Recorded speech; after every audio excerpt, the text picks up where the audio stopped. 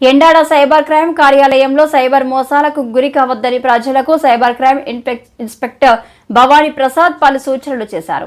ఆయన కార్యాలయంలో మాట్లాడుతూ, మనకి ఈ స్టాక్ మార్కెట్ లో ఇన్వెస్ట్మెంట్ పెట్టి చాలా మంది బాధితులు మోసపోతున్నారు. ఆ క్రమంలో నిన్న కూడా ఒక సుమారు 10 మంది వరకు మోసపోయారు. గత 1 month లో వాళ్ళకి సుమారు 60 లక్షల వరకు మోసపోయారు. అయితే వీళ్ళకి ఎలాగొస్తుందంటే, స్టాక్ మార్కెట్ లో వీళ్ళకి ఎవరైతే రెగ్యులర్ ట్రేడింగ్ చేస్తారో, డిమాట్ అకౌంట్ ట్రేడింగ్ చేస్తారో వాళ్ళకి ఒక ఇన్ఫర్మేషన్ వాళ్ళకి వాట్సాప్ లో చాట్ వస్తుంది. మీరు డిమాట్ అకౌంట్ ట్రేడింగ్ టిప్స్ ఇస్తాను చెప్తారు. అంటే స్టాక్ మార్కెట్ లో ఏ షేర్ కొంటే ఏ షేర్ వాల్యూ బాగా పెరుగుతుంది, ఏ షేర్ తగ్గుతుంది, మీకు టిప్స్ ఇస్తాను చెప్పి వీళ్ళకి ఇన్స్టాగ్రామ్ లో కానీ, స్టాక్ మార్కెట్ లో, మన ఫేస్బుక్ లో కానీ, వాట్సాప్ లో కానీ వీళ్ళకి ఒక మెసేజ్, ఒక నోటిఫికేషన్ వస్తుంది.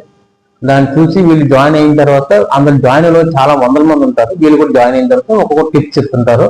అందులో టిప్స్ చెప్పినప్పుడు పలానా ఈ రోజు ఈ షేర్ మీద ఈ పెట్టండి, అమౌంట్ మీకు గ్రోత్ ఉంటుంది, అదే షేర్ గ్రోత్ ఉంటుంది. మీరు దాన్ని మ్యానిపులేట్ చేస్తారు బ్యాక్ ఎండ్ లో. సో అయిపోయిన తర్వాత అందులో ఒక 1000 మందిలో ఉంటే ఒక 900 మెంబర్స్ వాళ్ళే ఉంటారు, ఒక 100 మంది మాత్రం బాధితులు ఉంటారు.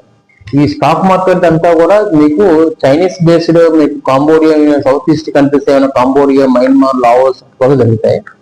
వాళ్ళు ఏం చేస్తారంటే, అందులో కొన్ని ప్రొఫెషనల్స్ ఉంటారు కదా స్టాక్ మార్కెట్ లో, ఎక్స్పర్ట్స్ కదా, వాళ్ళు కొంచెం మనకి చాలా ఫేస్బుక్, ఇన్స్టాగ్రామ్ మీకు చాలా స్టాక్ మార్కెట్ టిప్స్ వస్తుంటాయి.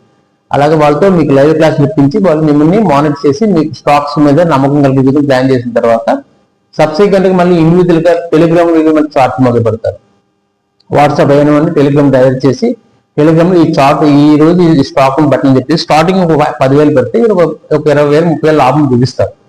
తర్వాత సబ్సిక్వెంట్ ఏం చెప్పారంటే, ఇన్స్టిట్యూషనల్ అకౌంట్ అని చెప్పేసి అది మీకు మల్టీ లెవెల్లో ఎక్కువ లాంగ్ టైం మీకు ఎక్కువ ఐపీఓస్ ఎలక్ట్ అవుతాయని చెప్పి ఏం చేస్తారంటే, దాన్ని వెళ్ళి ఇన్స్టిట్యూషనల్ అకౌంట్ అని డైవర్ట్ చేసి వీళ్ళకి ఐపీఓస్ అలాట్మెంట్ కోసం వాళ్ళు క్రియేట్ చేసే ఒక వర్చువల్ యాప్ ని వీళ్ళు పంపిస్తారు. ఆ యాప్ లో క్రియేట్ చేస్తే వీళ్ళు ఆటోమేటిక్ గా అమౌంట్ పేమెంట్ చేయాల్సి వస్తుంది. అలాగే చాలా మంది బాధితులు ఈ యొక్క ఇన్స్టాగ్రామ్ ఏదైతే ఫేక్ ఇన్వెస్ట్మెంట్ ప్రాడక్ట్ మోసపోతున్నారు.